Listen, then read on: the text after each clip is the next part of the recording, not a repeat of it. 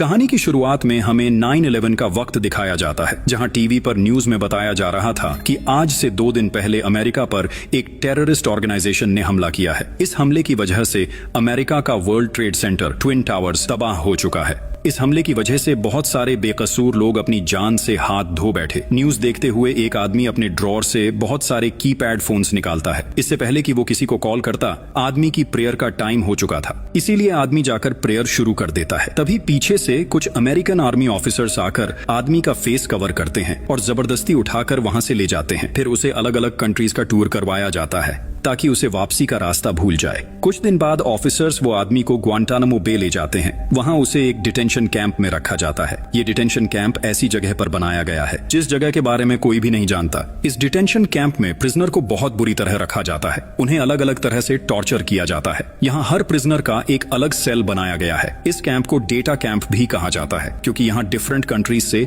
लोगों का डेटा एकत्र किया जाता है। डिटेंशन कैंप में हर साल नए ऑफिसर्स की ड्यूटी लगती है और हर महीने शिफ्ट बदल दी जाती है। इसका मतलब ये है कि कोई प्रिजनर यहाँ से भागना तो दूर, भागने के बारे में सोच भी नहीं सकता। इसी कैंप में उस आदमी को भी कैद किया गया है जिसे हमने मूवी की शुरुआत में देखा था। सीन कट होता है और हमें आज से 8 साल बाद का वक्त दिखाया जाता है। हमेशा की तरह आज भी कुछ नए ऑफिसर्स की ड्यूटी बदली गई है, जिनमें से एक लेडी ऑफिसर भी है जिसका नाम एमी है। एमी की आज पहली बार किसी डिटेंशन कैंप में ड्यूटी लगी है, इसीलिए वो थोड़ी सी कंफ्यूज थी। सभी ऑफिसर्स को इकट्ठा करके उन्हें इस कैंप के बारे में जानकारी दी जाती है। सीनियर कमांडर जॉन सभी ऑफिसर्स को बताते हैं कि कोई भी कैदी यहाँ से भाग नहीं सकता। उनकी सुरक्षा के लिए बहुत सारे एडवांस टूल्स लगाए गए हैं। आपको बस उन्हें खुदकुशी करने से बचाना है, क्योंकि ये बात उन्हें भी पता है कि इस जगह से भागने का कोई भी रास्ता नहीं। आप सभी को 12 घंटे की रोटेशन पर काम करना है और ध्यान रहे कि हर डिटेनी पर आपकी पूरी नजर हो। कुछ डिटेनी आपको बातों में उलझाने की कोशिश करेंगे क्योंकि आप नए हैं। हमें पता चलता है डिटेंशन कैंप में प्रिजनर्स को डिटेनीज कहा जाता है ताकि उन्हें legal prisoner of war rights न मिल सके। जॉन बताता है कि ये जगह कोई वॉर जोन तो नहीं, लेकिन फिर भी बहुत खतरनाक है, इसलिए सभी चौकन्ना रहे। अभी नए ऑफिसर्स का लेक्चर जारी था, तभी जॉन के वॉकी टॉकी पर उसे बताया जाता है कि एक डिटेनी आउट ऑफ कंट्रोल हो चुका है। उसे कंट्रोल करने के लिए जल्दी 4 ऑफिसर्स की जरूरत है। जॉन सभी ऑफिसर्स से पूछता है कि कौन है जो मेरे साथ चलेगा। कोई भी जॉन के साथ जाने को तैयार नहीं था। सभी खामोशी से खड़े थे। तभी एमी हाथ उठाती है, यानी वो जॉन के साथ जाने के लिए तैयार थी। जॉन एमी को बताता है कि ये काम आसान नहीं होगा, लेकिन एमी ने फैसला कर लिया था कि वो उसके साथ जाएगी। दोनों जल्दी से कैबिन में जाते हैं जहां एक डिटेनी बहुत गुस्से में था। वो दोनों जाकर उसे कंट्रोल करने की कोशिश करते हैं। तभी वो डिटेनी एमी पर हमला करता है और जाते जाते उसके फेस पर थूक देता है। एमी को डिटेनी की इस हरकत पर बहुत गुस्सा आता है, इसलिए वो उसे जोर से किक मार देती है। किसी तरह ऑफिसर्स डिटेनी को कंट्रोल करके एक केज में लॉक कर देते हैं। जॉन वापस आकर एमी से कहता है, परेशान होने की कोई जरूरत नहीं, इस जगह ये काम बहुत मामूली सी बात है। रात को एमी कॉल पर अपनी मॉम से बात कर रही थी। एमी की मॉम उसके लिए बहुत परेशान थी क्योंकि एमी पहली बार मॉम से दूर आई थी। एमी अपनी मॉम को यकीन दिलाती है कि उन्हें परेशान होने की कोई जरूरत नहीं, यहाँ सब कुछ बहुत अच्छा है। दोनों थोड़ी देर बात करती हैं, फिर एमी खाना खाकर सो जाती है। अगली रात एमी नाइट शिफ्ट के लिए तैयार होती है क्योंकि आज उसकी शिफ्ट का पहला दिन था। आज एमी को डिटेनीज को कुछ बुक्स डिस्ट्रीब्यूट करनी है, इसलिए वो बुक्स का स्टॉल लेकर डिटेंशन कैंप चली जाती है। साथ जॉन भी था जो उसे रास्ते में गाइड कर रहा था। एमी सबसे पहले उसी डिटेनी के पास जाती है जिसने उस पर थूका था। एमी डिटेनी से बहुत आराम से पूछती है, क्या तुम्हें कोई बुक चाहिए? जिस पर डिटेनी एमी को बहुत बुरा भला कहता है। एमी को बुरा तो लगता है, लेकिन वो बिना कुछ बोले आगे निकल जाती है। जॉन बताता है कि इस डिटेनी को लेडीज पसंद नहीं है, इसलिए जब भी कोई लेडी उसके पास जाती है तो वो ऐसे ही बिहेव करता है। इसके बाद एमी अली अमीर नाम के डिटेनी के पास जाती है। एली को हैरी पॉटर का पार्ट 7 चाहिए था, लेकिन एमी जवाब देती है कि वो मेरे पास नहीं है। अगर तुम्हें इनमें से कोई बुक चाहिए तो मैं दे सकती हूँ, लेकिन एली को वही बुक चाहिए थी क्योंकि एमी के पास जो बुक्स थीं वो एली कई बार पढ़ चुका था। इतनी बार सेम बुक्स पढ़कर वो क्या करेगा? इतने में जॉन वहां आकर एमी को आगे बढ़ने को कहता है। ऐसे ही रात गुजर जाती है और एमी अपनी शिफ्ट खत्म करके घर चली जाती है। 3 दिन बाद दोबारा एमी की नाइट शिफ्ट लगती है। अब वो किसी भी डिटेनी से कोई बात नहीं कर रही थी। एली बार बार एमी से बात करने की कोशिश करता है। वो एमी से पूछता है, तुम कहाँ से हो? तुम्हारा नाम क्या है? लेकिन एमी अली की किसी भी बात का जवाब नहीं देती। तब अली खुद ही एमी को अपने बारे में बताने लगता है। वो बताता है कि मेरा नाम एली है। एली बताता है कि मैं पिछले 8 साल से यहाँ कैद हूँ। हूँ। जब एमी एली को उसका नाम नहीं बताती तो एली खुद एमी को एक नाम दे देता है, ब्लॉन्ड। जब एली ज्यादा बातें करने लगता है तो एमी उसे मना कर देती है। वो कहती है कि डिटेनीज से बात करना रूल्स के खिलाफ है, इसीलिए हमें ज्यादा बात नहीं करनी चाहिए। इसके बाद एमी फिर से राउंड लगाना शुरू कर देती है। थोड़ी देर बाद एली एमी से पानी मांगता है। जब एमी एली के लिए पानी लेने जाती है तो पहले वाला डिटेनी एमी पर बहुत चिल्लाता है क्योंकि वो एली से बातें कर रही थी। एमी चुपचाप एली के लिए पानी लाती है। जैसे ही वो उसे पानी देने वाली थी, एली अपना गंद एमी के ऊपर फेंक देता है, जिससे उसकी इंसल्ट होती है। तभी सभी डिटेनीज एमी का मजाक उड़ाते हैं और बहुत हंसते हैं। एमी को एली की इस हरकत पर बहुत गुस्सा आता है। वो उसे बहुत गालियां देती है और बुरा भला कहती है। एमी के साथ वाला ऑफिसर एली की आंखों में एक स्प्रे करता है, जिससे एली को बहुत ज्यादा तकलीफ होती है। वो चुप होकर बैठ जाता है। जब जॉन को इस बारे में पता चलता है तो उसे भी एली की ये हरकत बहुत बुरी लगती है। वो एमी की इंसल्ट करने पर एली को दूसरे कैबिन में ले जाते हैं और उसकी इस गलती पर उसे बहुत टॉर्चर करवाते हैं। अगले दिन सभी ऑफिसर्स एक पार्टी रखते हैं। आउटिंग के लिए सभी एक बोट पर जाते हैं। एमी भी वहाँ बहुत एंजॉय कर रही थी, इसीलिए वो बहुत ज्यादा ड्रिंक कर लेती है।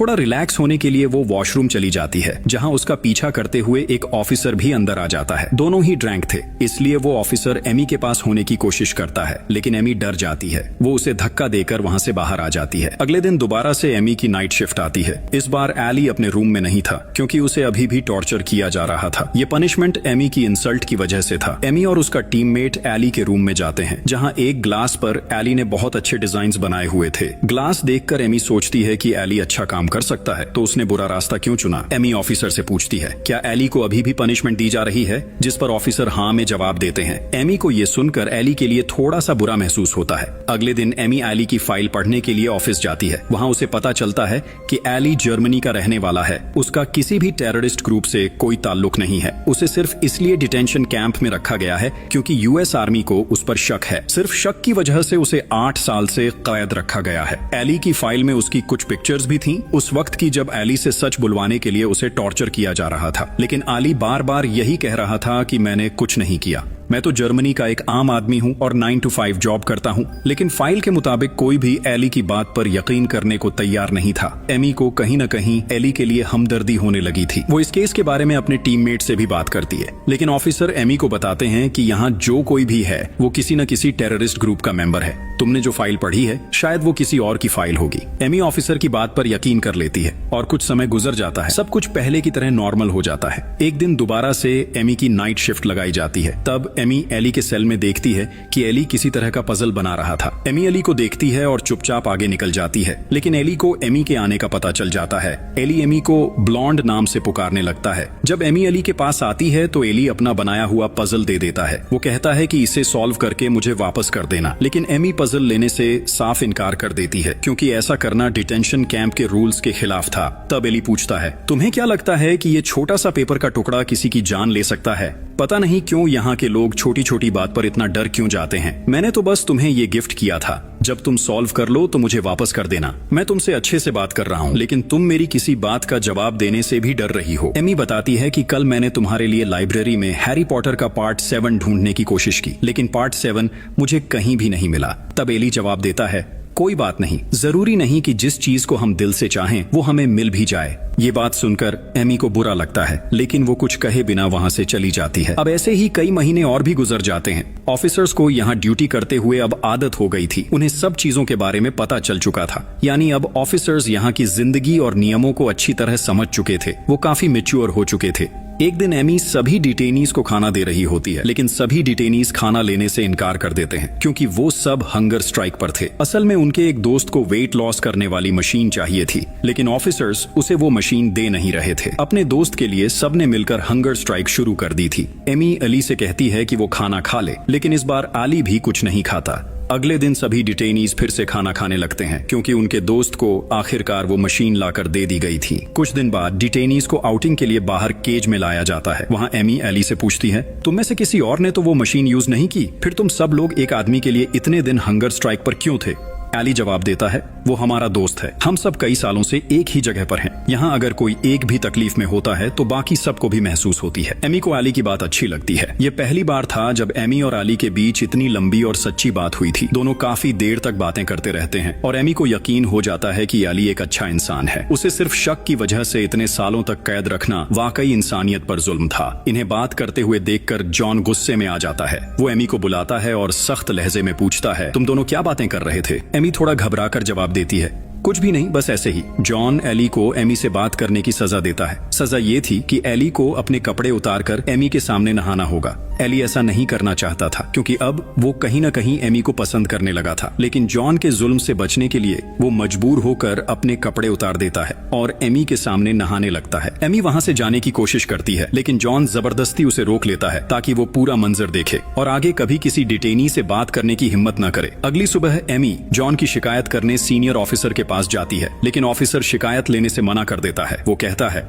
जॉन कई सालों से इस डिटेंशन कैंप में काम कर रहा है और मैं नहीं चाहता कि तुम्हारे जैसी नई ऑफिसर की वजह से उसका नाम खराब हो। एमी को यह सुनकर बहुत बुरा लगता है, लेकिन वो कुछ कर भी नहीं सकती, इसलिए वो चुपचाप वहाँ से बाहर चली जाती है। अगले दिन जब सारे ऑफिसर्स खाना खा रहे होते हैं तभी जॉन वहाँ आता है और एमी को बुरा भला कहने लगता है। उसे पता चल चुका था कि एमी ने उसके खिलाफ शिकायत करने की कोशिश की थी, लेकिन वो शिकायत आगे नहीं बढ़ पाई। एमी उसकी बातें नजरअंदाज करती है। अब उसे डिटेंशन कैंप में रहना मुश्किल लगने लगा था क्योंकि उसे समझ आ चुका था कि यहाँ जो कुछ भी हो रहा है सब गलत है। कई बेगुनाह लोग हैं जिन पर जुल्म किया जा रहा है। अगली रात आली अच्छे से तैयार होता है, अपने बाल संवारता है क्योंकि उसे पता था कि आज रात एमी की ड्यूटी है। वो काफी देर तक उसका इंतजार करता रहता है, लेकिन एमी नहीं आती। अली परेशान होकर एक ऑफिसर से एमी के बारे में पूछता है, लेकिन वो कोई जवाब नहीं देता। थोड़ी देर बाद जब एमी वहाँ आती है तब अली सो रहा होता है। एमी उसे परेशान नहीं करना चाहती, इसीलिए वो उसे सोता छोड़कर अपना राउंड लगाने लगती है, लेकिन अली को एमी के आने का पता चल जाता है। वो उसे आवाज लगाता है, तब एमी बताती है कि मैं थोड़ी सी लेट हो गई थी, अब तुम सो जाओ, रात काफी हो गई है। लेकिन अली सोने से इनकार कर देता है क्योंकि वो आज एमी से बात करना चाहता था। एमी पूछती है, आखिर तुम्हें इतने सालों से इस सेल में कैद क्यों रखा गया है? आली जवाब देता है, मैं तो एक मामूली सा इंसान हूँ, मैं जर्मनी से हूँ और एक ऑफिस में जॉब करता था। मुझे नहीं पता कि ये लोग मुझे यहाँ क्यों लाए हैं। आली एमी से पूछता है, तुम कहाँ की रहने वाली हो? एमी मजाक से जवाब देती है, मैं तो अपने घर की हूँ। अली मुस्कुराता है और कहता है, मुझे यहाँ 12 साल हो चुके हैं, लेकिन आज तक तुम्हारे जैसी ऑफिसर कभी नहीं देखी। यहाँ जो भी आता है वो शायद दरिंदा बनकर आता है, जिन्हें हम जैसे लोगों पर जरा भी तरस नहीं आता। कोई हमारी भावनाओं को समझने की कोशिश ही नहीं करता। सभी ऑफिसर्स हमें जानवरों से भी बदतर समझते हैं। एमी ये बातें सुनकर अंदर से टूट जाती है। उसकी आंखों में आंसू आ जाते हैं, लेकिन वो एली के सामने रोती नहीं। दोनों को पता है कि अब साल पूरा होने वाला है और अगले महीने एमी यहाँ से चली जाएगी। एली भी अब इन सब चीजों से थक चुका है। उसे यकीन हो गया है कि वो कभी भी यहाँ से बाहर नहीं निकल पाएगा। उसने आज उम्मीद छोड़ दी है। अली खुदकुशी करने के लिए पास छुपाया हुआ एक ब्लेड निकालता है। एमी घबराकर उसे रोकती है और कहती है, ऐसा मत करो प्लीज।